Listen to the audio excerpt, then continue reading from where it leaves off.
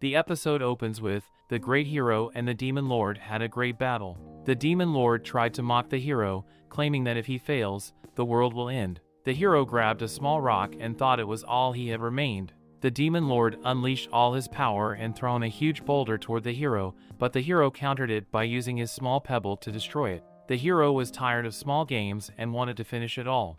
The demon lord accepted, and they pointed their sword toward each other using their most powerful abilities. The two engaged in the last confrontation.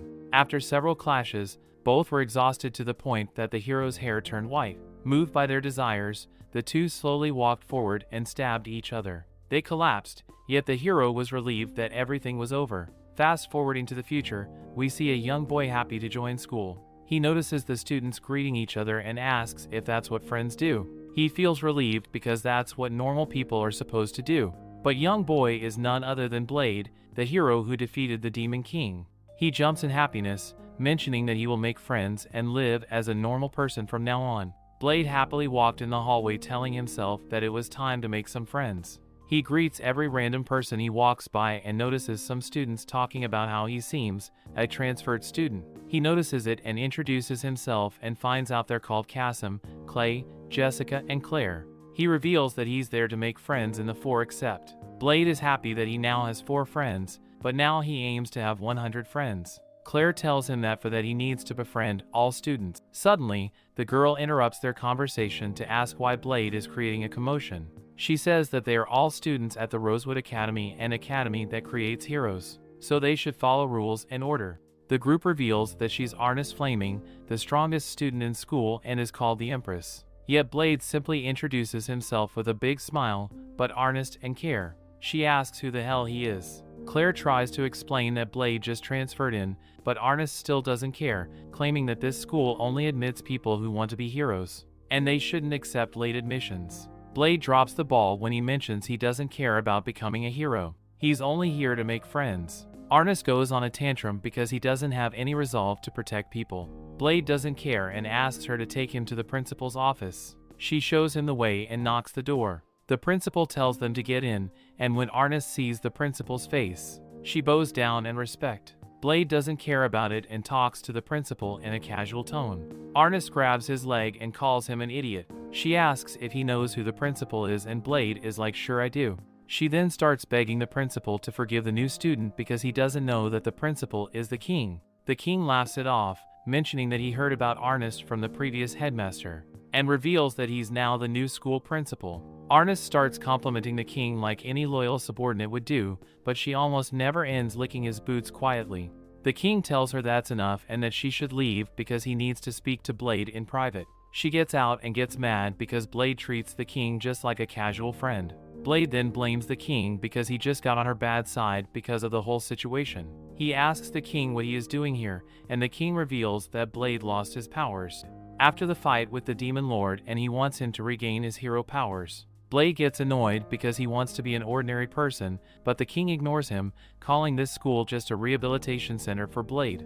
The king continues ignoring Blade and explains he will change the school curriculum. He wants to create great heroes just like Blade was. The young boy tries to dismiss it as unnecessary because the Demon King is dead. The king mentions the report about Blade's last battle against the Demon King, resulting on both losing their powers, yet he believes that there's a way to restore Blade's power. Blade is still pretty annoying because the king always acted like this, but he decides to ignore it. Blade returns to class where everyone is doing their own thing. He notices Arnest and tries to talk to her. She asks him what is he doing in the S class. Blade explains he took the exam for F classes, but he was told to come here. She thinks he bribed someone to get into the school and the S class. She explains that this isn't a school that admits people half-hearted to get in, and claims that he cheated. Blade claims he's dead serious in this school. He wants to make 100 friends. He starts introducing himself to every person around, claiming he wants to be friends with them. Arnest gets annoyed by his actions, but he suddenly pats her head. She gets shy and tries to attack him with her sword, but Blade swiftly jumps to dodge her attack. Another student named Sophie interrupts them to tell that the instructor told them to assemble. Blade introduces himself to her twice, but she only ignores him. Arnest then explains what he's doing, and the girl introduces herself as Sophie. Blade starts shaking her hand, yet Arnest calls the instructor. She tells that she wants to test Blade's ability. The teacher tries to stop it. With surrenders after being intimidated, she gets an enchanted metal armor and tells that every S-class student can easily slice through it. She tells that he must also do it to prove his power or he must leave the academy. She tries to explain that S-class is on a different level compared to the remaining ones, but Blade is like, how many levels are we talking about? She replies that they're at least 3 levels above the rest. Blade is slightly impressed and decides to use his second sword skill. He unleashes his fighting spirit, impressing everyone around. They notice it's the rarest and strongest Dragon Series spirit. Blade accumulates the power around his sword and unleashes the skilled Dragon Eater. This is a wind skill that not only completely crushes the enchanted armor into dust, as it also rips off Arnest's clothes and knocks every student except for Sophie against the wall. Arnest then comes back and asks how the hell is Blade. After looking around, Blade notices what happened and apologizes, claiming that he's an ordinary person. The class ends and it's lunchtime. Arnest is eating alone in her spot. Blade decides to join her and calls his friends to join them, but they all refuse to. Arnest explains that table is reserved for her, but he confuses the situation. He asks if she's being bullied, but she calls him an idiot and reveals that everyone is afraid of her. He wants to know why, but she ignores him. After tasting his food, Blade starts to eat like he never had a meal in his life. She's confused because it's just curry. Yet she apologized for telling that he bribed someone to join the school, but Blade didn't even remember that situation. She admits that he has some talent, but Blade is focused on his food. On the other hand, Blade thanks her because she helped him realize as his dream of having friends. She's confused what he tells that since they're eating together, they're now friends. Arnest gets as red as tomato, and tells that she doesn't mind being his friend. Later, at night, Arnest gets back to her room and reflects on his words. She initially calls him an idiot, but then starts rolling on her bed, happy that she managed to make her first friend. Suddenly, her sword starts shacking, making her remember her past. When she was younger, she immediately felt an attraction toward her sword. When she approached the sword, told her to surrender herself to it, Arnest fell into those words and picked up the sword. Her hair turned from black to red, and since then the sword has been filling her mind with words to destroy, slash, and burn. The sword repeats those words, but Arnest tells it to shut up. She's the next head of her family, and she won't give in to the demonic sword. She manages to calm down the sword and felt determined to get stronger. The next day, they continue their practice lessons, but she's annoyed that her opponent is not taking the fight seriously. This guy is the type of playboy who doesn't want a lady to get hurt. The guy then falls back to activate the power of his lands, which Blade thinks it's amazing and rushes forward, just to get thrown away. The guy puts his playboy phase and admits defeat, but suddenly Arnest loses control, is about to kill him. She manages to stop the swing in time and calls for her next opponent. Sophie steps in and the two start their battle. She manages to block Arnest's attacks with her punches and even manages to push her back. Arnest is forced to use a fire skill, and Sophie admits defeat. She then calls Blade to fight her, but he's worried about her condition. She tells that she's fine and gets into her posture, yet she suddenly drops her sword and faints after feeling the sword trying to consume her. Blade manages to catch her in time and takes her to the infirmary. He tries to convince the doctor to make Arnest feel better, just like she did to him after defeating the Demon Lord. But she explains she cannot do something against spells and curses. Arnest then wakes up, confused about what happened. Blade tries to explain, but she gets startled and tries to get up late, stops her, and explains everything. Arnest wants to leave, but the doctor tells her to rest. Blade promises that he will take care of Arnest and helps her get back. She says that she can walk by herself, but Blade tells her that she can lean on him because they're friends. But she simply tells him to keep what happened a secret and walks away. Blade then decides to infiltrate in the data system of the academy to get information about her. He finds out that Arnest has the demon sword name Asmodeus. He decides to call her out to talk in private. She misunderstands his intentions, thinking it's something romantic, but he says that he knows the secret about her sword. Outside, he explains that her sword gives her more power. But since the sword has free will, the sword doesn't accept her as its master. He asks how it did happen, and she explains that she found the sword when she was 6 and the sword tried to take over her body. Since then, she's still trying to battle against the sword urges. Blade then tells the only way to stop it is for the sword to acknowledge her as its owner, but she's afraid to try it because if she fails, the demon will take her body and kills thousands of innocent people. Blade tells her that it's okay. She gets mad, but Blade tells her he can handle it and if it's needed he will destroy the sword. She decides to believe him and starts the ritual to form a pact. Blade watches her from the side as he sees flames surrounding her body. After finishing the chant, the demon sword increases the flames to test her. Arnest sees herself in front of the demon, and she orders it to submit to her. The demon refuses to surrender, forcing them into a fight. The flames start to generate some sort of small demons, wishing to destroy everything. One of the demons tries to attack Blade, but he destroys it with his punch. After watching the scene, Arnest believes the Blade will take care of everything if she fails. She decides to give it her all and decides to go all out against the demon. The two clashes with their powers, and with Blade's support she manages to win the battle and control the sword. Blade catches Arnest as she falls from the sky and congratulates her for succeeding. From that moment on, Arnest changed her habits. She starts to greet students with a smile instead of being moody, all thanks to her first friend Blade. That brings the episode to an end. The story continues as usual until class starts. Blade ends up practicing against two students, but he simply dodges every single attack. Arnest comes to him and tells him to at least draw his sword against his colleagues. She also mentions that he's disrespecting them because he's not even looking at them while fighting, but Blade simply replies that she looks different. She acts flirty, asking how she looks different to him. Blade thinks of all of the moments she was smiling and acting cute, until he simply replies that he doesn't know. Leonard starts attacking Blade while telling him to notice when a girl changes her hairstyle. Of course, Blade didn't even notice it. Arnest reaches a level of depression that says that she didn't want him to notice, but she goes back to serious mode and tells Blade to keep an eye on Sophie. He notices her practicing by herself and asks Arnest why is it. Arnest says that Sophie always practices by herself, but she usually obeys every command she's given. But she never did something she wanted to, except for the time when she told her name to him.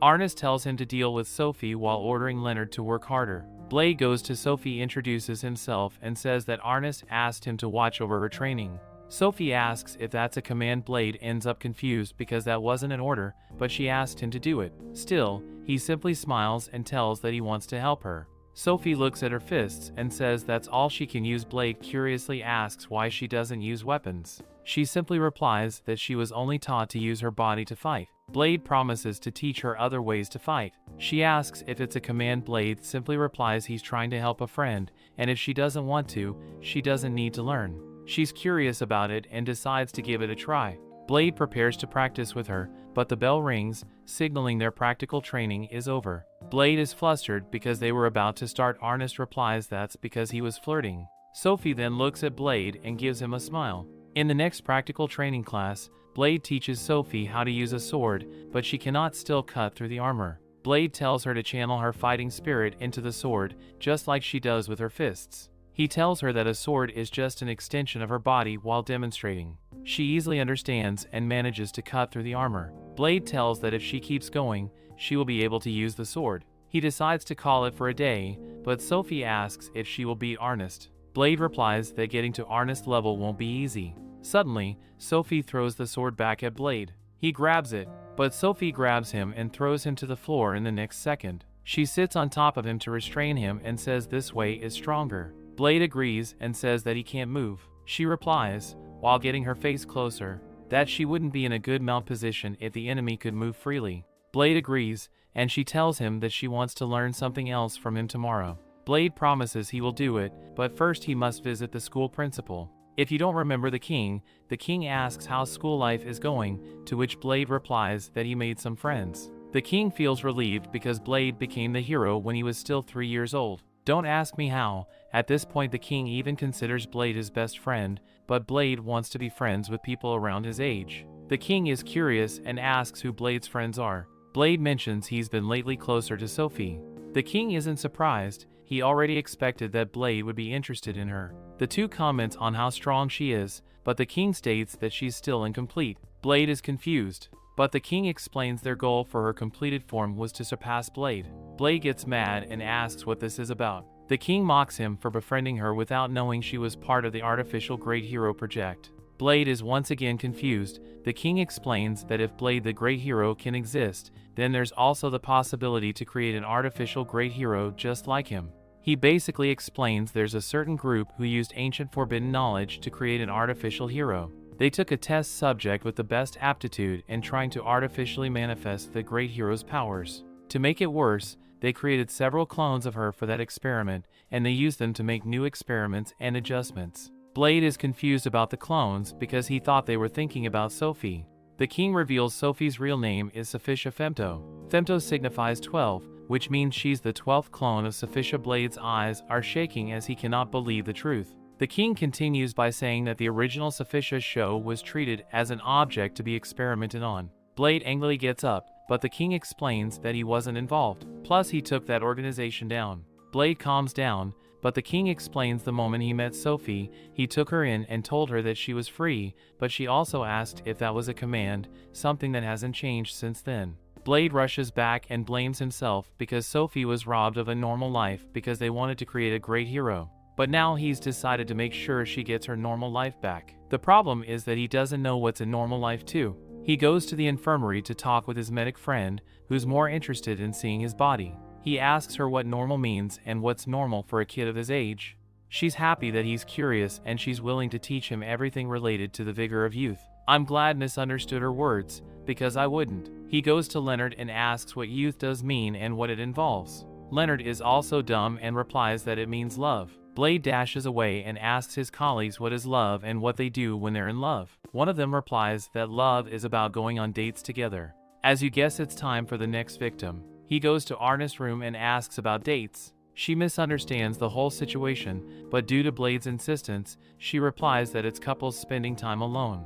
They talk, walk around and go shopping, but despite being happily shy about it, she says it's too early for them to go on a date. Blade storms off, telling he will be going on a date. Of course, Arnest wants to know who's the girl stealing her spot. While looking for Sophie, Blade enters the girl's bathroom and asks Sophie on a date. She replies if that's an order. It isn't, but he tells that's important. She smiles and agrees. Of course, girls including Arnest decided to spy on the two while mentioning what happened. The girls are still calling Arnest the Empress, and she tells them to simply call her Arnest. The girls refuse. But Arnest explains their comrades united with one single goal: to keep an eye on Blade and prevent him from doing funny business. I wonder what she means by that. Sophie arrives at the meeting spot on time and tells Blade she doesn't have an idea of what a date is. Blade replies with "Don't worry, I've planned everything." Of course, his agenda sounds more like a mission briefing.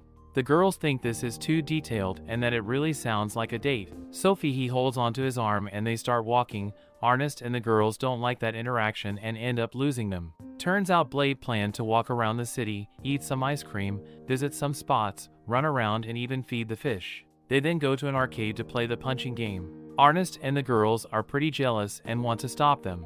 Why, you ask? Because they destroy the bloody machine. Blade becomes a bit more romantic and the two have to drink from the same fruit at the same time with their straws, but since it's hard to sip, Sophie asks him to get closer to her. Suddenly, Blade jumps away when their faces touch. She asks him what is wrong, but he doesn't understand. Sophie tells him she cannot complete the mission of finishing the drink by herself. He replies that he understands, but his heart is going faster than a race car. They shyly get near each other to finish the drink, and Sophie tells him to get closer. Blade's heart is reaching its limit, but Arnest and the girls are annoyed because they haven't been noticed despite sitting one table away.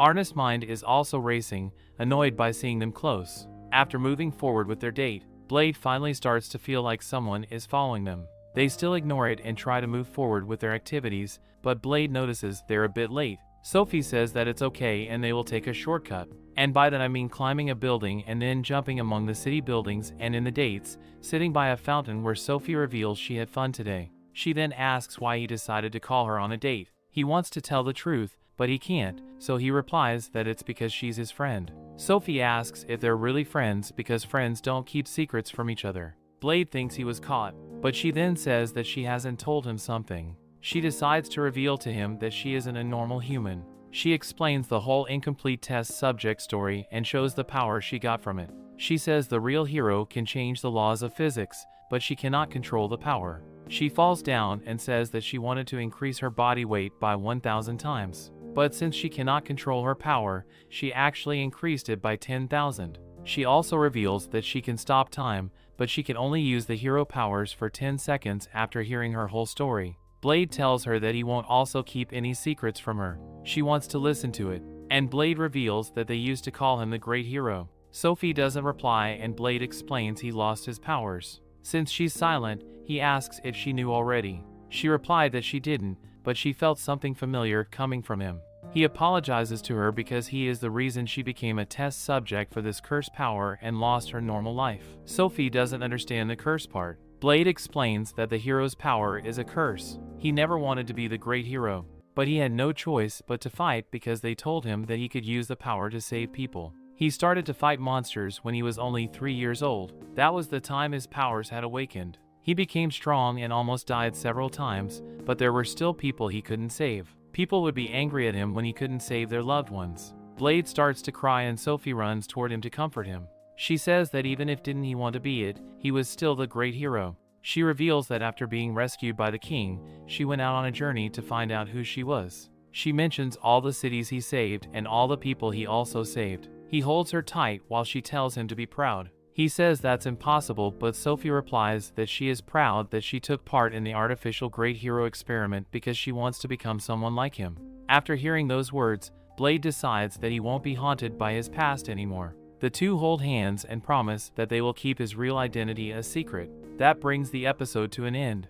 The story continues with Blade and his fellow classmates were enjoying their lunch in the cafeteria when Arnest mentions Blade had food all over his face. Sophie kindly helped clean his face, making Arnest complain out of jealousy.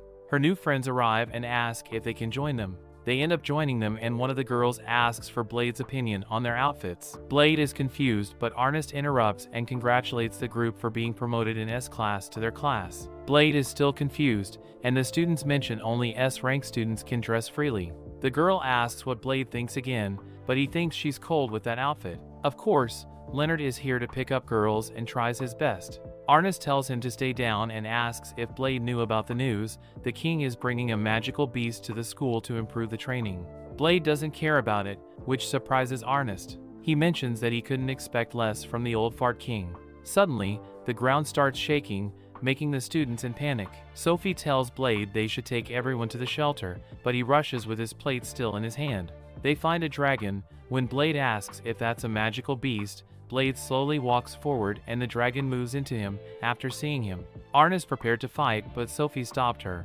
Blade then suddenly jumps into the air and knocks the dragon down with a punch while telling it to sit. Arnest cannot understand what's going on. How did Leaf deal with the dragon with only one punch? He replies that this dragon is still young, and he must have been scared while being dragged here. He asks if the dragon is hungry and throws his plate inside its mouth, but it's too spicy for the dragon and Blade laughs. The students were amazed at Blade's ability to pacify the dragon with a single blow. Blade tried to downplay it, mentioning this is normal and everyone could do it. Nobody believed him. He says that it's not a great dragon or an ancient one. It's just a baby dragon.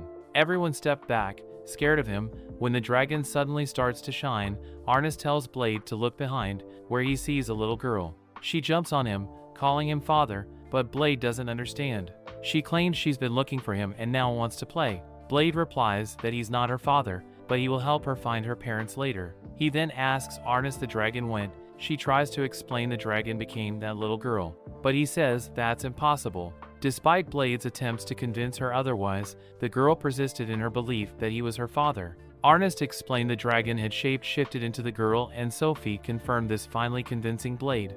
The girl jumped on him and he asks why is she calling him father. She ignores his question, mentioning his punch is amazing and she couldn't expect less from her father. She clings to him, asking to play, and Blade doesn't know what to do.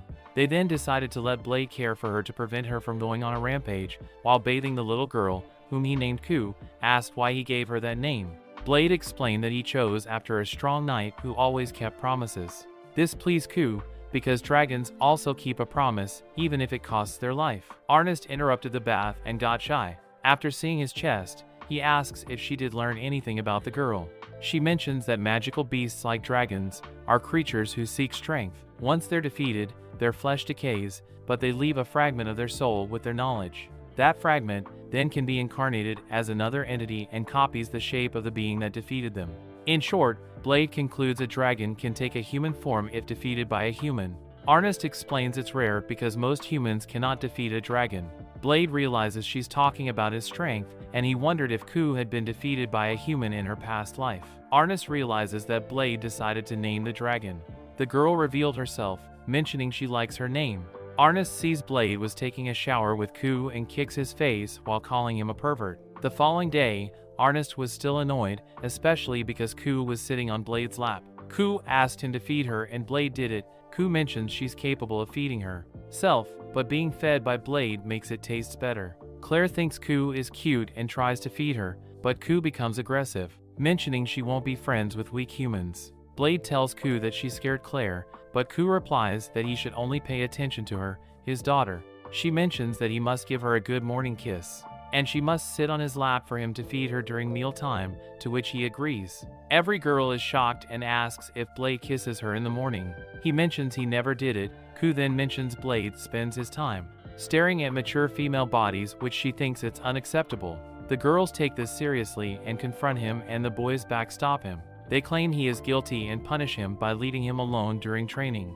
Arnest recommended that their classmates not worry about him. Blade then notices Ku walking by and asks if she wants to join him. She happily joins, mentioning she doesn't need to trade, but since he asked, she will show off power.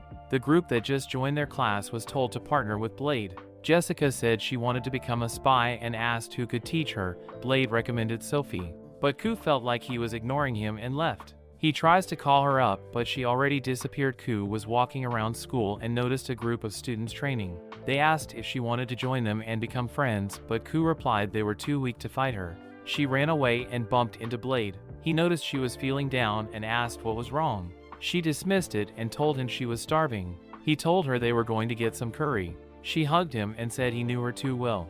After their meal, Blade watches Ku fall asleep. He pokes her face and she holds his finger. Arnest knocks on his door and the two go outside. He explains to her that dragons are tormented by their parents when they're born. They only do that because the child only recognizes their parents due to their strength. Arnest asks if that's the reason why Ku behaves like that. He replies that Ku has been alone since she was born. Arnest tells him that he cannot pretend to be Ku's father for longer. Blade agrees, but he's afraid that Ku will end up truly alone in the world. He asks if Arnest knows how much it hurts to be alone. She then realizes what he's trying to say and now knows that Blade is serious when he decided to take care of Ku. She then asks if Sophie is reassured, revealing that she was listening to everything. Arnest and Sophie were worried about him, and Blade says that things are going well with Ku. The girls head back to avoid any scandalous rumors, but when Blade enters his room, he notices Ku isn't there. He goes to the roof and asks her what's wrong. Ku replies that looking at the moon calms her down. She sees them as representations of parent and child. Blade understands what's going on and asks if she doesn't want to make friends. Ku says he's wrong because dragons are stronger than humans, both physically and mentally. Dragons did not form friendships and they live and die alone. She doesn't need friends, she only needs her parent Blade. Blade plays it around and tells she's indeed strong. The next day, Blade tried to make the king babysit Ku, but it didn't go as planned. The king scared Ku and she ran off, leaving Blade frustrated with the king's antics. Blade returned to his room and heard Ku's voice. He peeked inside to see her playing with toys and acting out a drama with them. He noticed that each toy imitated a personality from one of his friends. Ku's play portrayed Blade seeking friendship from everyone for her sake. She then starts mentioning names of students that Blade never talked to. He realizes those are the other students they passed by while walking around. The toy named Blade then mentions that his daughter managed to make 108 friends. Blade realizes that Ku wishes to have friends, but claims she doesn't. He walks away disappointed that he never noticed it. Arnest approached him, offering to help search for Ku, but she was stunned when Blade started banging his head against the wall repeatedly. She stopped him. She asked him what was wrong. Blade explained that it was challenging for Ku to make friends. Because dragons didn't see weaker beings as equals to be Ku's friend, they would have to defeat her in a fight. He felt powerless to help Ku find the friendship she desired. Arnest urged Blade to rely on her and others instead of trying to handle everything on his own. They made their way to meet the lower classes and ask for their help in the fight. Blade talked about Ku, explaining her desire to befriend them and asking for their assistance in defeating her, but the students knew they couldn't defeat a dragon. Blade begged on his knees for them to become Ku's friends, and Arnest repeated his actions. The remaining students from S class also arrive and beg on their knees. They want Ku to finally get some friends. The students couldn't believe their eyes and ended up agreeing with the requests. The next day, everyone waited for Ku's arrival at the arena. She comes in her dragon form and notices the king watching from afar, enjoying the scene. The secretary asks if a dragon will acknowledge defeat if it's taken down by a large group. but the king thinks it will because dragons know humans work in groups. The king feels sad because Blade won't join the fight, but Blade almost tells Ku that it's okay if she burns the king into crispy royal bacon. He then pats her head and mentions that she couldn't fight when she was captured because of a trap, but this time there are no traps. She can show everyone her strength. She breathes from fire and everyone prepares to start the battle. That brings the episode to an end. Things continue. The students start running away when Ku uses her fire breath and her tail. Arnest uses her magic sword to hit Ku and yells at the student to remember their plan. Somehow they recover their brain and follow the strategy. They surround Ku from all sides and dodge the tail attack. Well, some do, giving the ranged weapon squad a chance to attack. Blade is hyped up because the plan seems to work. While the Trash King is having fun, Arnest orders the long-range squad to attack. When the other squad falls back, the students combine their attacks to hit Ku from all sides. The king's secretary, or whatever she is, ends up being impressed by the students who attack from Ku's blind spots. The king thinks they're working well together, but there's a problem. Ordinary attacks cannot damage a bloody dragon. Blade starts to get worried, yet Ku isn't holding back. Some students are already calling 911 while others are preparing their casket. Ku uses fire while also going Hulk smash. The king feels like Blade is waiting for something, but mentions the battle will end before that. Ku attacks a group with fire, but they dodge. Blade yells this is their chance. Sophie takes this chance to run and punch the hell out of Ku, while Arnest uses her magic sword to deal a fire attack. The king is impressed, mentioning they finally dealt some damage, but Blade's plan still failed. Yet Blade mentions this is enough because Ku lost awareness of her surroundings. The floor suddenly seems to break and Ku ends up being pinned against the floor. The king doesn't understand. He thought they were fighting fair and square. Blade mentions they're fighting fairly because the trap was placed during the battle, not before. Turns out Leonard was the one digging a hole after the battle began. The king realizes the students have been stalling for time, but it's still not enough to win. Blade already knows it and mentions the real battle will begin. The students charge forward and Ku tries to stop them by breathing fire. Arnest uses her Asmodeus sword again, but the sword initially refuses because it's becoming weak. She calls him a wimp and uses fire once again to attack Ku. Leonard finally joins the fight, but Ku's scales are so strong that he gets projected back, but this guy doesn't get his timing right. He's literally trying to flirt with Arnest right now, mentioning he's been running 10 miles a day every day like she asked him to. Arnest doesn't even remember that. Forget about that guy because Ku starts to fly to get out of that situation. Arnest attacks again to force Ku down, and Sophie punches her with her artificial hero gravity manipulation skill to pin Ku down. The king now gets hyped up again and Blade shouts this is the right time. Everyone is tired as hell, and Arnest complains that he's making them work hard. She calls forth for more power from her sword. She's shaking because he cannot take it anymore, but Arnest doesn't care. The sword starts channeling all its power. The king is impressed because he didn't know there was a capable student in their school, but Blade explains it's not only Arnest's powers. He mentions that most people are weak as ants, but with every student they can share their power with Arnest to give her a bigger power. All the students mention they want to become friends with Ku and ask Arnest to give her a beating. After channeling all her power, Arnest attacks Ku, creating a huge explosion.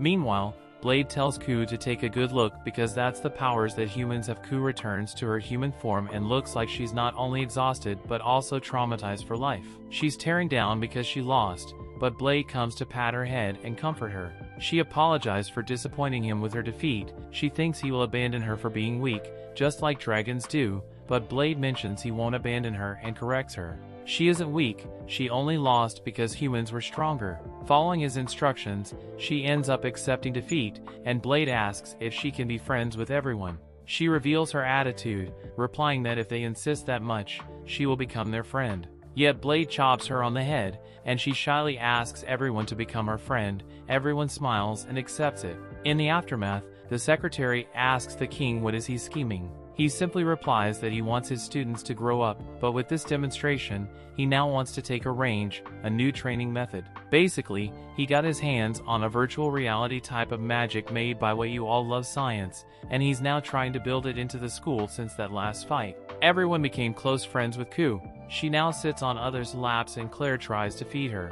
Of course those two together seem weird as hell. While eating, Flame notices something and asks Arnest if there's something different about her. You'll realize the mistake he just made after looking at her. Everyone is startled and tries to call him off, mentioning he cannot say that. Sophie even calls him despicable while the others mention she's not different. What the hell do you mean she isn't different? She was a hot waifu and now looks like she ate Ku's dragon forms. Leonard tries to be the good guy, but Blade is a Sigma. He calls her the three-letter word. Arnest starts tearing down. Well, I guess it wasn't the three-letter word. He probably called her a whale. She cannot take it anymore and runs while crying. Gotta say, that was quite an earthquake. Everyone proclaims Blade guilty, but since he doesn't have common sense, he doesn't understand it. Blade ends up being quite depressed for the next couple days because Arnest didn't leave her room. Ku tried to comfort him, but it wasn't enough. The girls mention that Arnest could even stop being his friend. Blade freaks out. He wants to be her friend. He asks the girls if Arnest would forgive him if he apologized. He tries to run into her room, but Claire stops him. She asks if Blade doesn't know why Arnest is mad at him. To be fair, if it's not that, not even I know. Claire mentions that Blade will probably make Arnest even angrier, so the girls tag along. They knock at Arnest's door and tell her that Blade came to apologize, but there's no reply. They pick-lock the door and get inside Arnest's dark room. They see her on the floor. Seems like she's crying. They ask if she's alright, but Ku has a different reaction. She mentions it looks tasty and asks for some. When the group turns on the light, they find out Arnest was stuffing herself with 3 boxes of pastries. She even tells them to not look at her. Imagine the audacity. She tells the desserts are tasty, and Blade calls them the culprit. Arnest then explains that she's been feeling hungry all the time since their last fight with Ku, and seems like she never realized that delicious pastries existed before. Blade is more interested in what really matters. He asks if she wants to burn some hot calories. Okay, he didn't. He asked if they were still friends. She replies that she didn't want him to see her like that. To be fair, I don't think anyone wants since everything is okay. Blade is like, cool, I'm out then. Claire and Jessica stop him and tell him that if he leaves, Arnest will become a lost cause. So he needs to say something nice and stuff, you know, tell a lie. He gets the idea and only makes it worse by telling Arnest that it's good that she's enjoying the food. He's a lost cause and Jessica begs Leonard for his help. As you might expect, this guy tries to flirt with Arnest while mentioning that he's too poor to pay for a restaurant bill. Blade learns from him and gives into his flirty personality. He grabs her in his shoulder and asks if this is something she cannot deal with alone. He tells her that she should ask for their help. They will train her. Arnest tears down and feels motivated to give another bite in that donut. The only problem is that Big Mama cannot exercise properly anymore. She runs with Blade and Ku, but at this point, if they stop moving, they will be going at the same speed as her. They continue with several exercises with Blade and Ku trying to motivate her, but she's too weak to make it worse. Her special diet meal is literally half an egg, 2 broccoli, and some small fish. The girls around her eating full plates and tell her to cut her calories. She even tries to burn some fat later in the sauna, but she cannot take it anymore. When she gets out, the girls are ready to weigh her. She gets on top and crushes. It turns out, she didn't lose weight, she got more. Blade is curious to know the result, but the girls knock him out. Jessica tells Arnest she must have gained muscle from training, because that's exactly what happens, right? Claire then starts to get the right ideas, like finding a way to raise her metabolic rate. That gives Arnest an idea, so she asks for Blade's help because she wants to try something a bit drastic. She gives him a sword and explains they need to use the testing ground because it's protected by a magic barrier. She pulls her Asmodeus sword out and asks if Blade can praise her if she manages to pull this off and lose some weight. Blade answers yes, and she gets filled with motivation. She tells him that she will be counting on him if something happens, and he's like sure. She then channels all her power into her sword and orders it to consume her body. The sword surrounds her with some huge flames. Their friends notice the huge fire and come mentioning they've been looking for them. Jessica asks if that's Arnest and Blade tells everyone to have faith in her. Suddenly the fire goes down and Arnest's body is back to slim. The only problem is that she has a pair of horns and black eyes, not to mention her new underwear is made of fire. Turns out Asmodeus took this chance to take over her body and is now prepared to destroy the world. That's until Arnest talks again to the demon, explaining she only gave her body fat, not her body, all for the sake of her diet. The demon thinks about it and realizes that this demon's form consumes too much energy. It takes 1 million calories to maintain it for an hour, making Arnest happy about it, until she gets dizzy and collapses because she's hungry. She reaches beast mode and even grows a tail. Claire tells her to not lose humanity, but Arnest rushes to attack her. Blade steps forward and uses his wind skill to stop the fire and return Arnest to normal. She later wakes up in his arms,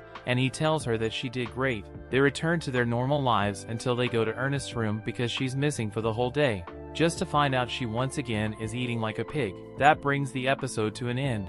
The story continues a few days later. Blade returns to the nursery to be examined by the doctor. She tells him that he's slowly recovering about 30%. He's curious if he can use his hero powers again, but explains that he will die if he uses 30% of his full power. He leaves the office and walks around the school and hears Claire calling him. She wants to introduce him to her friend Maria, but Blade interrupts her because he remembers she was part of the magic unit when the students fought coup.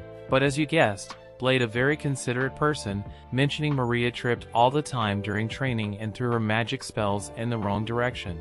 Literally, this guy is becoming a pure bully. She accepts her fate, mentioning she's clumsy, but Claire mentions Marie has a favor to ask him. Turns out this girl wants Blade to kill her. Well, she explains that she's not human and she wants Blade to kill her if she somehow loses control. Everyone is surprised, yet Blade simply confirms that she's a night demon. Yes, Blade already knew about it. She reveals her pointy ears while saying there's something else inside her. No, it's not what you're thinking, it's just a magical beast. I think this doesn't make it better either. So yeah, that thing is powerful and her cup of British leaf water magically breaks. She worriedly apologizes, mentioning she cannot control her strength. Claire tries to calm her down, but she explains that she has been losing control of herself since she fought against coup. The only problem is that she has nowhere to go if she gets kicked from the academy.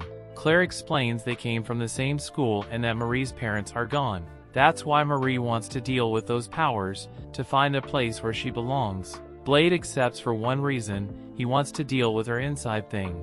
Okay, for real now, he doesn't have parents. Sophie and Ku join and they will probably create the orphan school club, but the rest also joins, including Arnest, who, as you might notice, she is now slim again.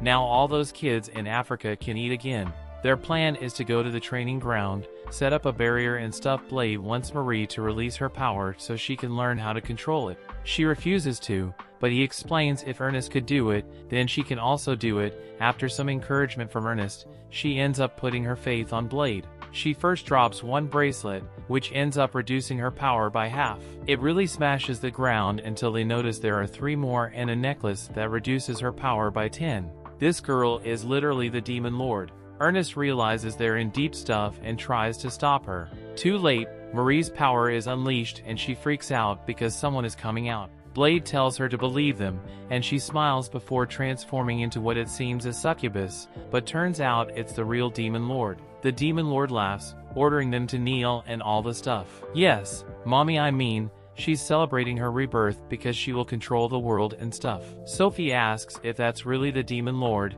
Blade tells her it's not, but the crest on her head means otherwise. Arnest quickly pulls her demon sword and transforms into a demon to attack Marie, but the Demon Lord quickly deals with her. Leonard comes forward just to meet the same fate. Sophie decides to jump on her back and use ultimate gravity to pull her down, while Ku uses a fire spell in her dragon form. Sophie collapses after exhausting all her magic power to restrain her, and Ku launches her attack, but the Demon Lord stops it with her hand, turns into a crystal, and throws it back. After seeing all his comrades collapsed, Blade grabs his sword and rushes to hit her. The Demon Lord is confused because he never unsheathed his sword and asks if he's trying to take her out alive. She thinks he's a funny guy and tells him to fight her seriously, or she will kill him. She uses a wind spell to project him against the barrier and says that she will kill him if he doesn't take it seriously. Blade knows he's still recovering, but he cannot give up yet. He finally decides to take it seriously, but she manages to stop his attacks with her bare hands. He steps back and she uses a fire spell, asking him to not die right away. He uses his sword to block the attack, but his blade ends up destroyed. Arnest gets up, showing how hot she can be. I mean, she tells him to use her demonic sword to fight the Demon Lord. Asmodeus tells him that he doesn't want to do it, but since Arnest ordered him, he doesn't have many options. The Demon Lord thinks she will now have an amusing fight, but Blade couldn't care less. His goal is to finish it with his next blow. She mocks him for his words and tells him to show her what he can do.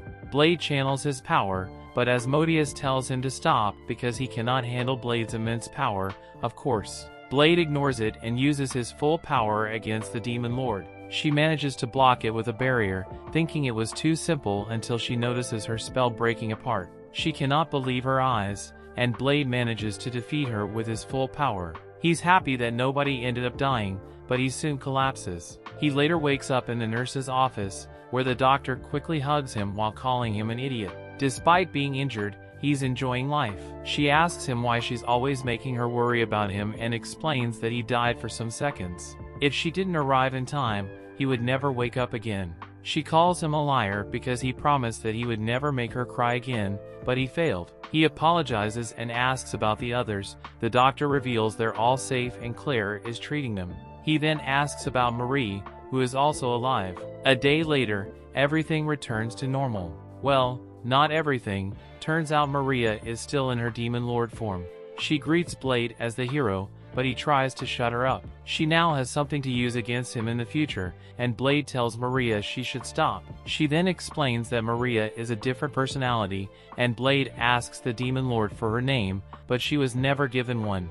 Blade decides to check it with the king, who reveals that he was aware of Maria's identity. He explains Maria's mother was a human, and her father is the former Demon Lord, the one Blade has defeated. The Demon Lord's daughter quickly adapted to her new life, especially because she claims to be an ordinary young girl. Jessica complains, mentioning she just wants to wear cute clothes. Yet the Demon Lord's daughter simply flashes at the boys. The students began calling her Mouth, and she says that she one day wants a rematch against Blade. She heads to class and Claire gets worried that she will never see Maria again. At night, Ma knocks on Blade's window while Ku is sleeping. She wants to invite him on a date and grabs him to fly him up. She keeps calling him the great hero and mentions that Maria spent most of her time looking at the moon. Blade asks how old is she, and she mentions that she became self-aware 5 years ago. Blade is confused because she's 5, but she explains magical beasts don't care about age. She takes him to the roof, saying a lady doesn't want to be treated as a child. Blade is confused with the lady part, and she's like, "Can't you see?" As you know, Blade is too dumb to understand. She feels bad because she feels attached to him, but he doesn't notice her. She then reveals that she only stayed in this school because of him. He thought she was enjoying her school life, which she also admits, but she mentions that a magical beast always looks for strength. She admits being attached to him, but she doesn't understand why, especially because she feels that he's weaker than he was in the last couple of days. Blade reveals that if he uses 15% of his power, he will die. She then says that he's not worthy of being killed by her right now, but she won't leave this school until she kills him. She holds his hand and reveals that she has been thinking of a theory that she perhaps loves him. Blade is confused, but she says it's only a possibility. She just wants to test it out. She blushes as she holds his hand and asks if he wants to be her partner. Yet Blade is too young, dumb, and innocent to understand what it means. Turns out she also doesn't because she's 5. Blade thinks it would be easier for them to go to the testing ground and fight each other until they're satisfied. She refuses because of his current condition. Plus, she cannot take out the necklace that restrains her power. She explains Maria's consciousness still inside her and stops her from taking it off. Blade asks about Maria, and Mal explains that she's hiding in the deepest parts of her mind. She mentions that Maria's heart is filled with dark shadows because of her past. She was feared and bullied by humans while she was still a child, and she was forced to hide away with her mother, who always believed her husband would come back. But Maria never believed her father would return. Eventually, her mother died and Maria's mind was filled with doubts. She thought that her father never loved her mother and abandoned them. She thought the Demon Lord was the reason of their suffering. That's when Mal was born, as a way to escape the pain Maria always felt. She says that Maria may never appear again, yet she explains that she only told him this because Blade is closer to a demon than to humanity, something she likes about him. Blade calls it something of the past, and they return to their rooms. A few days later, they studied Mal's necklace just to find out it's not a sealing item. Mal explains she's being restricted by the necklace, and Blade asks for more information about it. Eliza, the one performing the research, mentions that it seems some sort of recording device. Basically, that necklace has some sort of message for Maria. Now mentions that Maria received it from her mother, yet Eliza mentions that the recorded message could bring Maria back and destroy the Demon Lord. Despite the possibilities, Mal decides to accept to play the message because she cares about Maria. Eliza uses a spell to activate the recording, and Claire mentions they could have become friends if Maria and Mal stayed alive. Mal mentions that the ones who remain will be their friends. Eliza orders Now to open up the necklace, and it projects an image of the previous Demon Lord. The Demon Lord initially tries to apologize for leaving Marie and her mother because he had to fight against the great hero. He didn't want them to follow him into a path filled with blood.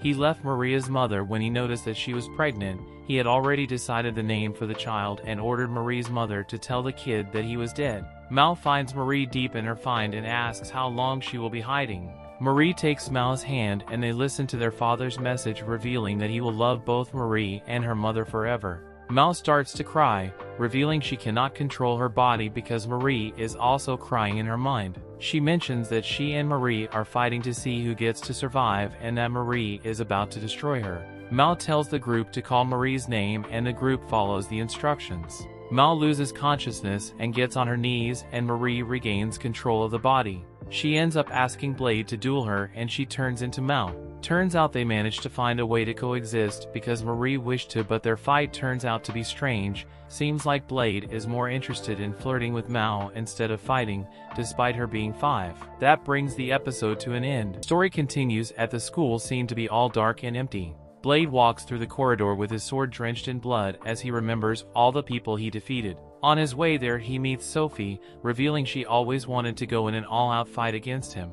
She wonders if she can beat him if she doesn't hold her power back. She activates her power to stop time and lands 3 hits on Blade. But after backing up, she notices that Blade doesn't even move. She wonders why she didn't defeat him. Blade explains that she can attack him several times, but if her hits deal no damage to him. He then pushes her against the wall and reveals he used the technique to momentarily increase his body toughness, and since she stopped time, the technique was active the whole time. Blade then pierces his sword through her stomach and wonders why he's still doing this despite being an ordinary person now. He raises up and shouts to the king to stop what's going on because he believes this is all a spell or a trick. The king shows up in a hologram and reveals this isn't a trick, this is virtual reality.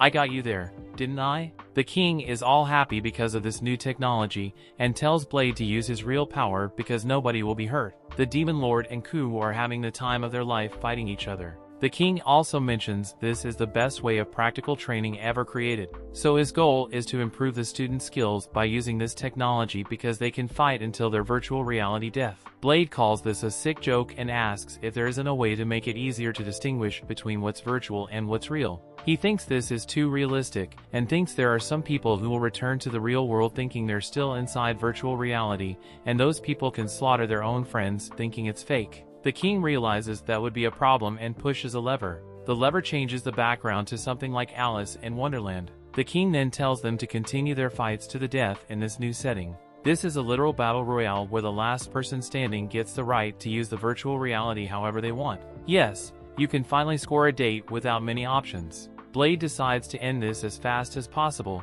Leonard is running happy that he gets to face Arnest just to be sliced in half. This girl became a literal psycho inside the virtual world and starts stabbing Leonard several times. After Leo disappears, she starts moving, wondering where Blade is, talking about our boy. He's just walking around watching how Yasuka and Claire fight against 2 guys. The guys are all happy because the 2 never defeated them while they were still in the lower class, so this is pretty much an easy job. The girls refuse to give up, and Yasuka asks why the guy refuses to lose to them. The boys become embarrassed, you know what's in their heads, and Yasuka takes the opportunity to attack and defeat one of the boys. Claire also strikes the other one, and they finally scored their first win against them. But there's a problem. Arnest is there dragging her sword. Happy that Blade is in the area, she reveals that killing people is fun. Seriously, first she cannot contain her weight, and now she cannot contain her psycho vibes. She calls herself stupid for holding herself back all this time. Blade then recalls that he made her a promise that he would cut her down if she ever went berserk.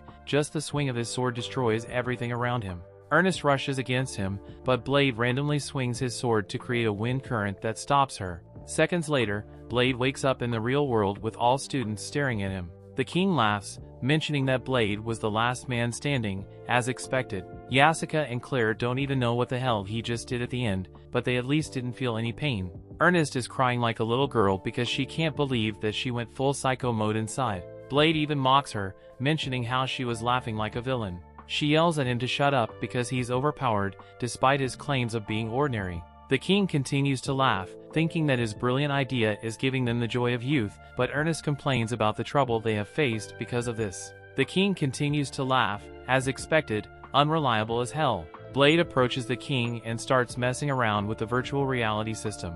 The king tells him to enjoy his reward until he notices what Blade is doing. Blade is inserting data of ferocious demons, creating booby-trap floors, and all the stuff you expect in an apocalypse. Blade then activates the system, and the king asks if those settings aren't too extreme for him, but tells him that it's okay and puts the virtual reality system on the king's head. He then tells the king's assistant to make him respond every time the king dies. She accepts and asks how long the king's punishment should last, and Blade tells her to keep it until nighttime. The students start leaving the area, except the two guys who face Jessica and Claire. They're literally depressed. Meanwhile, inside the virtual world, the king cannot believe his eyes as he sees tons of demons looking at him. During mealtime, Jessica and Claire ask the boys why they're depressed. Arnest asks about the situation, and Blade explains they were defeated by the girls.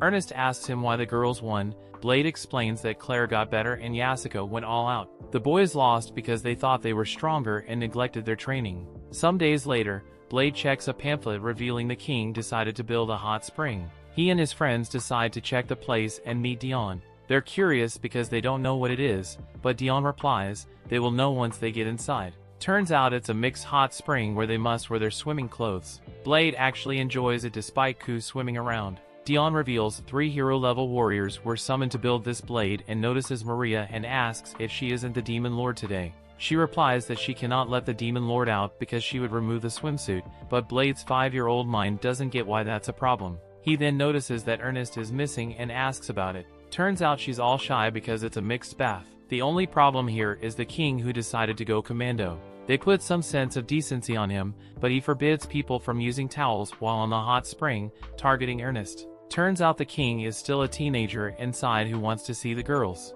All the boys except Blade decide to join him in his stupid conquests. Jessica tells Arnest to drop the towel because, let's be fair, everyone has already seen her. The guys all cheer for the moment, even the king, until he gets smacked by his assistant who drags him out. Arnest then takes the towel off and tells Blade to not stare at her. Let's be fair, he didn't even notice her. The other two guys are still depressed, but Jessica and Claire decide to talk to them. They try to conform to them, but the boys accept that they neglected their training to add salt to the injury. Claire apologizes for winning, and the boys run away crying like little girls. By night, Blade tries to comfort them because they simply lost once. They explain that he doesn't understand them because he never lost to a girl before. In fact, he never lost to anyone. They reveal that they cannot stand the situation because they didn't want to lose to those girls because they like them. Blade doesn't understand the true meaning of those words and says he also likes them. The boys are shocked, thinking he likes Sophie or Arnest, but they later understand what he means when Blade says that he likes everyone.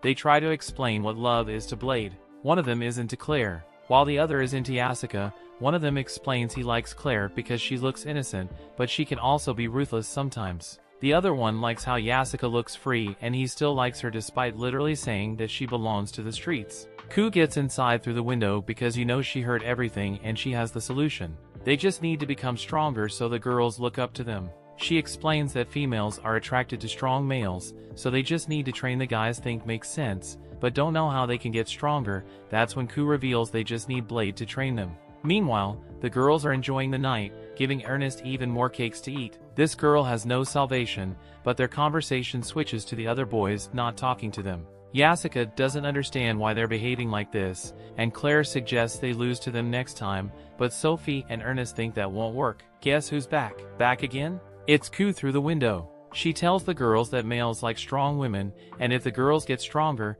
the boys will be all over them. Jessica and Claire reveal they have no interest in the boys, and failed Claire then suggests to Jessica they should miss training so the boys get stronger than them, but Arnest won't allow it. For the next couple of days, the boys train under Blade's supervision. Can someone explain what the hell is this? After completing the training, there's another virtual reality competition. The boys promise that if they win against them, they will confess their feelings. They are at once matched against the girls, while Arnest and Blade are the referees. Jessica rushes in immediately and Claire follows up. The guys manage to stop their attacks and get the advantage on their counter. Arnest is curious and asks if Blade taught them how to use their fighting spirit, but he explains that he made them realize that they were already using it subconsciously, so he just taught them how to use elements. One of the guys uses wind against Yasuka and the other one tries to attack, but Yasuka uses fire to counter and projects him against Claire, who smacks him on the face. Yasuka then focuses on the other one and uses ice to freeze him in place, followed by a lightning attack. This time the boys accept their defeat and promise they will get stronger than them. Turns out all the girls taught Yasuka and Claire how to use elements just because they were being trained by Blade. Arnest is all made because she's expecting Blade to love her, but she has no hopes of him confessing to her. Of course Blade doesn't understand what the hell is going on. That brings the episode to an end. Thanks for watching episode 6. The rest of the episode will be on my channel. Kindly like the video and share it if you enjoy it.